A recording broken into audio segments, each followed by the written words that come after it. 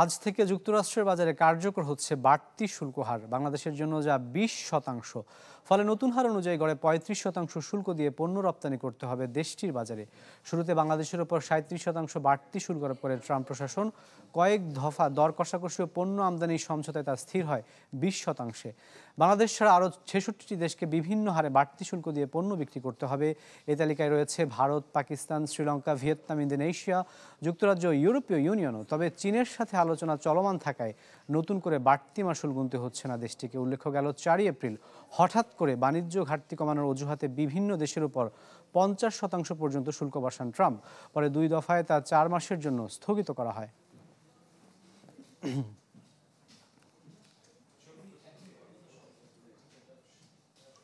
দর্শক, এই বিষয়ে আলোচনার জন্য আমাদের সাথে সরাসরি যুক্ত হয়েছেন বস্ত্রকল মালিকদের সংগঠন বিটিএম এর সভাপতি শওকত আজিজ রাসেল। জনাব রাসেল, আপনাকে স্বাগত জানাচ্ছি বিজনেস 24-এ। শুরুতে আপনার কাছে যে প্রশ্নটি রাখতে চাই সেটি হচ্ছে, আজ অর্থাৎ 7 আগস্ট থেকে কিন্তু শুরু হচ্ছে যুক্তরাষ্ট্রের বাজারে বাংলাদেশের বাড়তি শুল্ক যে দেয়া সেটির বিষয়টি। আপনি দীর্ঘদিন সেখানে ছিলেন, নানা দিন দরবার করেছেন সেখানকার ইউএসটিআর এর সাথে। আপনার অভিজ্ঞতাটা জানতে চাই এবং এই যে চুক্তিটি হয়েছে সেটাকে আপনি আসলে কিভাবে মূল্যায়ন করবেন? হ্যাঁ, এই চুক্তির তো না করে আমাদের কোনো উপায় ছিল না। আমাদের একটা সফল যে প্রথম 70টা দেশের মধ্যে আমরা চুক্তিটা সম্পন্ন করতে পেরেছি, এটা আমাদের একটা সফলতা। আর ওদের সাথে যে আমাদের ট্রেড ডেফিসিট, আমার মনে হয় 180টা দেশের মধ্যে সর্বপ্রথম বাংলাদেশই যে পরিকল্পনা নিয়েছে আমাদের বশির সাহেব, অ্যাডভাইজার বশির সাহেবের নেতৃত্বে, সেইখানে আমরা 75% ডেফিসিট কমায় আনার মতো একটা সম্ভাবনার জায়গায় পৌঁছতে পারছি বলে মনে হয়। যেমন মনে করেন, আমরা তুলা ইম্পোর্ট করবো $1 বিলিয়ন, আমরা বিমান পারচেস করার একটা প্রক্রিয়াধীন আছি, তারপর থেকে আমরা খাদ্যদ্রব্য আনছি। তো সেক্ষেত্রে আমাদেরকে ওনারা যথেষ্ট মূল্যায়ন করেছেন এবং আমাদেরকে ডিক্লারেশনটাও আমরা পেয়েছি। যেটা পাইনি সেটা হচ্ছে যে রুলস অফ অরিজিন, সেটাতে আমাদের কি সুবিধা হবে না হবে এটা এখনো খসড়া আকারে আছে। তো আমি জানি না বিজিএম একটা ঘোষণা দিয়েছে, তারা কি তথ্য ভিত্তিতে দিয়েছে এটা আমার জানা নেই। যদি এরকম কিছু হয়ে থাকে তাহলে তো ভালোই হবে। তবে এখন পর্যন্ত আমি জানি যে রুলস অফ অরিজিন এখন পর্যন্ত বাংলাদেশের সাথে ক্লিয়ার হয়নি।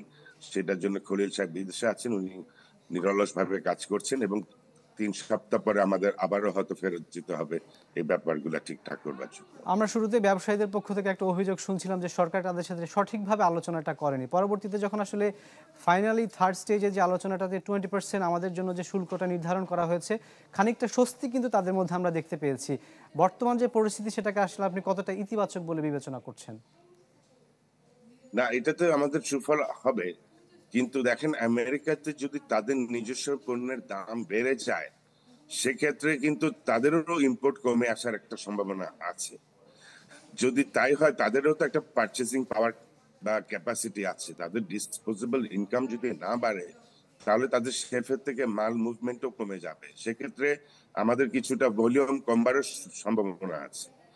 তো আর এটার অপোজিটও হতে পারে, যে ইন্ডিয়াতে যদি ট্যারিফ আমাদের থেকে বেশি থাকে সে বা চায়নাতে বেশি থাকে, সেক্ষেত্রে স্বাভাবিক কারণে আমাদের দেশে কিছুটা অর্ডার বেশি আসার সম্ভাবনা আছে। সো এটার দুটো দিকই আছে।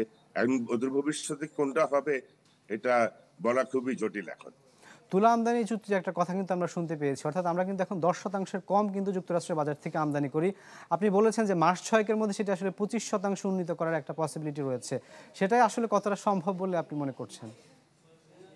আমরা মিল ওনাররা অলরেডি আমেরিকার কটন কেনা শুরু করেছি। হতে পারে 20% যদি প্রোডাক্ট মিক্স ভ্যালুতে থাকে আমেরিকান পণ্য, সেক্ষেত্রে আপনি হয়তো শুল্ক মুক্ত পাওয়ার একটা সম্ভাবনা আছে। তো ওই সম্ভাবনাটাকে কেন্দ্র করে আমরা কিছু কিছু কটন কেনা শুরু করে দিয়েছি এবং এই কটনের কেনার পরিমাণ অলরেডি গত বছর এই মাসে যা ছিল এবছর তার চেয়ে বেশি। তো এটা যদি এরকম কোনো ডিক্লারেশন আসে সেক্ষেত্রে আমাদের ওদের সাথে কটন পারচেসটা বেড়ে যাবে, সেটা to the tune of 1 billion and beyond.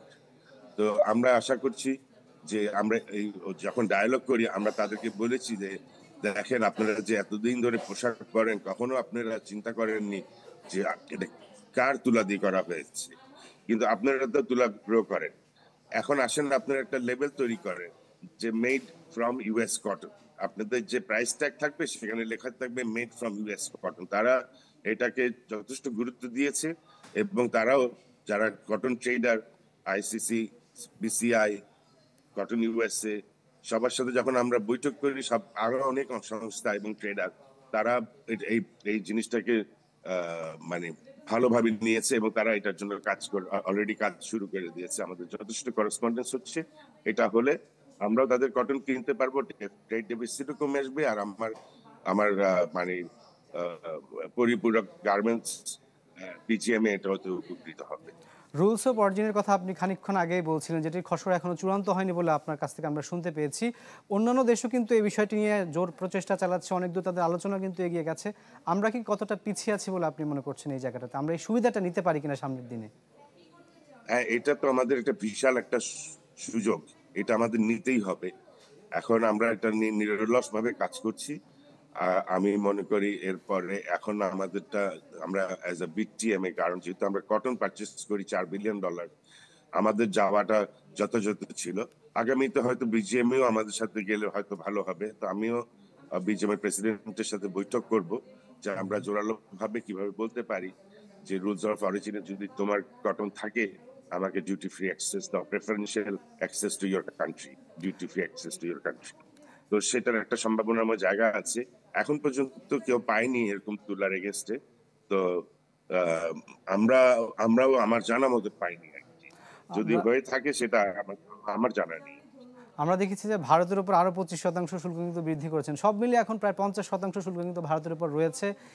আমরা ধারণা করছি, অনেকেই বলছেন যে এখান থেকে বাজারটা রিলোকেট হতে পারে। বাংলাদেশ কি কোনোভাবে সেই সুবিধাটা নিতে পারে কিনা, কি মনে করছেন আপনি?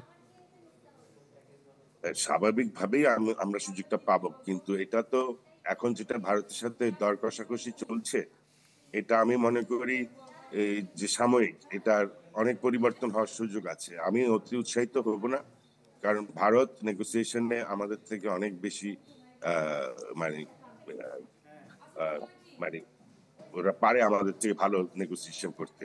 তো তারা কিছু না কিছু আছে যেখানে তাদের বাইলেটারাল রিলেশনটা ডেভেলপ করে তারা এটাকে ন্যারো করে আনবে। তো এখন পর্যন্ত যেটা আছে সেটা যদি হয়ে থাকে, হ্যাঁ, সম্পূর্ণ ব্যবসাটাই আমাদের কাছে চলে আসার সুযোগ আছে। জনাব শওকত আজিজ রাসেল, আপনাকে অসংখ্য ধন্যবাদ আমাদের সাথে চ্যানেল 24 এর এই আয়োজনে যুক্ত হওয়ার জন্য। দর্শক, আমাদের সাথে যুক্ত হয়েছিলেন বিটিএমের সভাপতি জনাব শওকত আজিজ রাসেল। তিনি কথা বলছিলেন আসলে যুক্তরাষ্ট্রের বাজারে বাংলাদেশের যে পণ্যগুলো, সেই পণ্যগুলো নিয়ে কতটা আমরা শুল্ক আরোপ যে বিষয়গুলো, সেই বিষয়গুলো নিয়ে আমাদের সাথে কথা বলছিলেন।